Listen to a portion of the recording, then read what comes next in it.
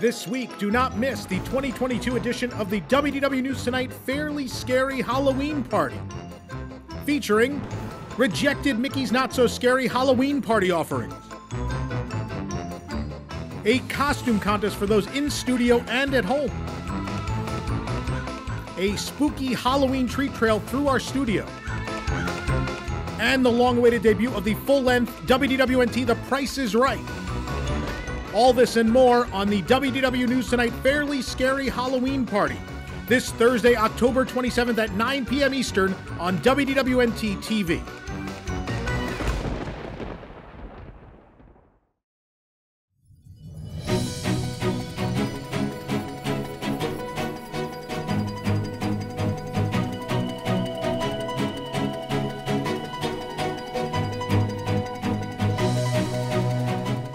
This is News Today with WDW News Today. I'm Tom Corliss of WDWNT.com, and here now are the top Disney park stories from around the world for October 26, 2022. A new Walt Disney World Resort hotel discount is available for Florida residents in early 2023. The offer is valid on select dates from January 2nd through April 30th. It's applicable most Sunday through Thursday nights, January 2nd through February 28th, and most nights, March 1st through April 30th. You could save 20%, 15%, or 10% at select resorts. Please check out WDWNT.com to see which hotels are available. In addition to the discounts for annual pass holders and Florida residents, a Walt Disney World Resort hotel discount has been announced for Disney Visa card members in early 2023.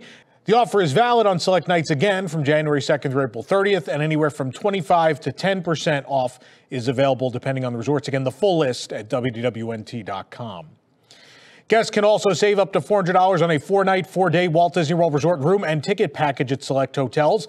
The packages are valid for the following dates. That's most nights December 11th, 2022 through December 25th, 2022. Most Sunday through Thursday nights, January 2nd, 2023 through February 28th, 2023. And most nights, March 1st through March 30th of next year.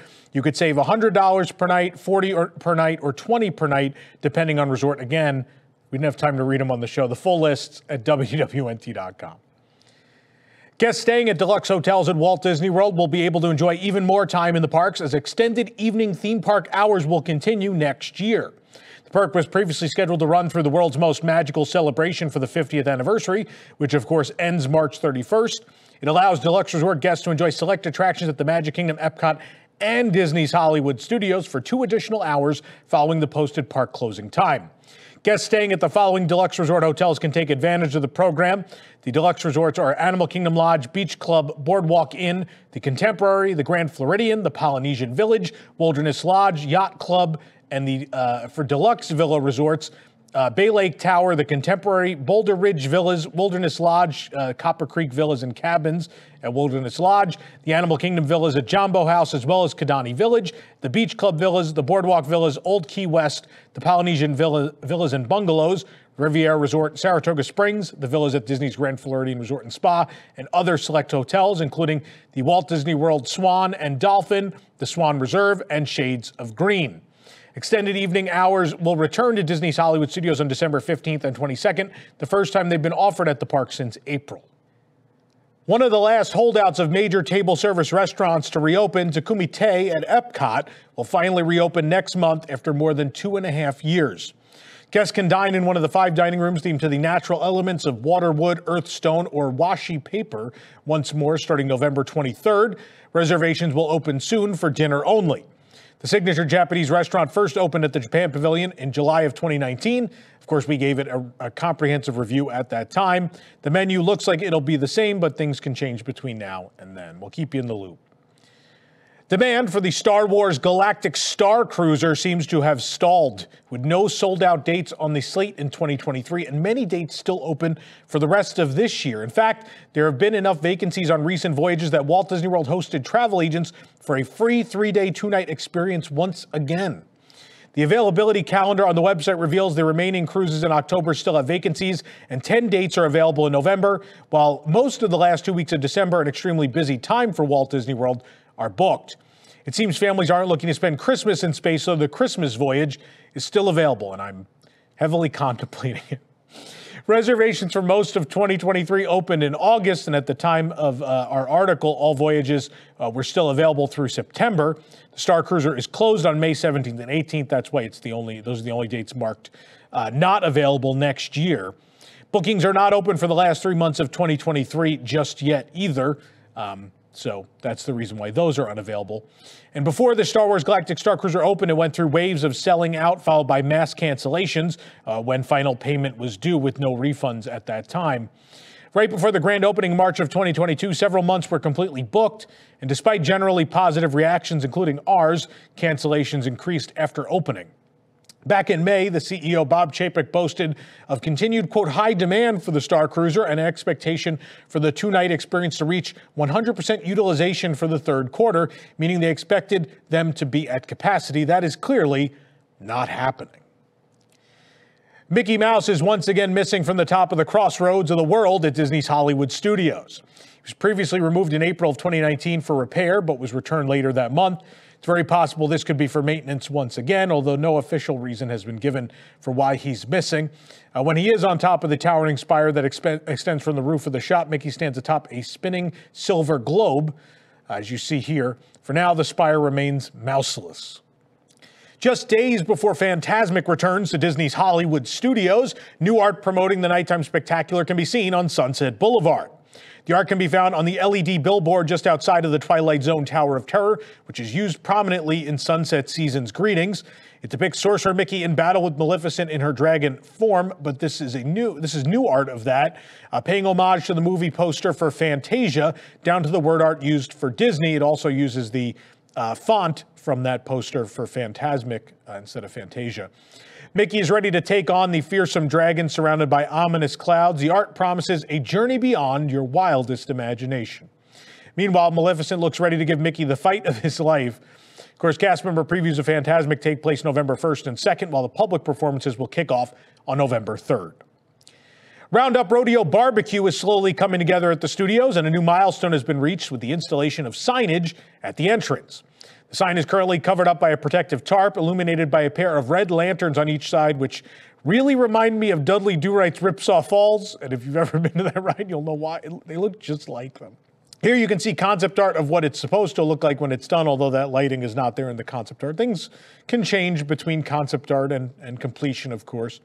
No official opening date has been announced, though it is slated to open before the end of this year, but it's not a lot of year left. Prices are increasing everywhere, even in galaxies far, far away. And on a recent visit to Dok-Ondar's Den of Antiquities in Star Wars Galaxy's Edge, we found that the prices of legacy lightsabers had increased.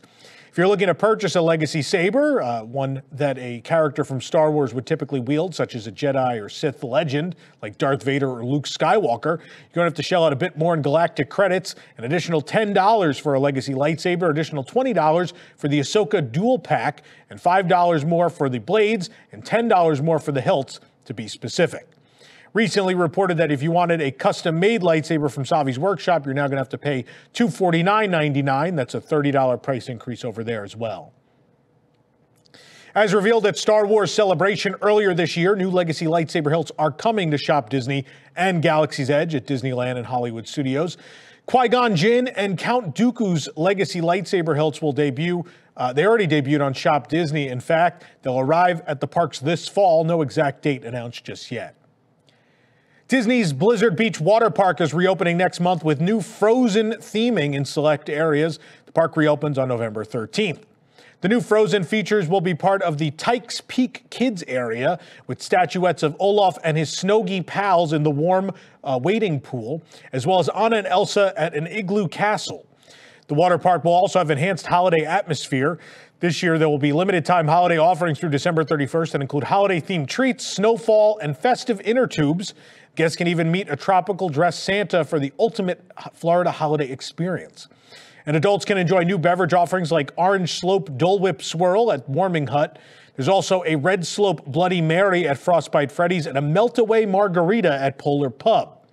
Disney confirmed that Disney's Typhoon Lagoon Water Park will close on November 13th and will be shut down for an undisclosed amount of time for refurbishment. This is the thing that they typically do. I have to stop for a moment because I have to rant. I know it's been a while. So Olaf and young Anna and Elsa and the Snoggies, which, by the way, all do not coexist in the same timeline in the Frozen film, so the play area makes no sense.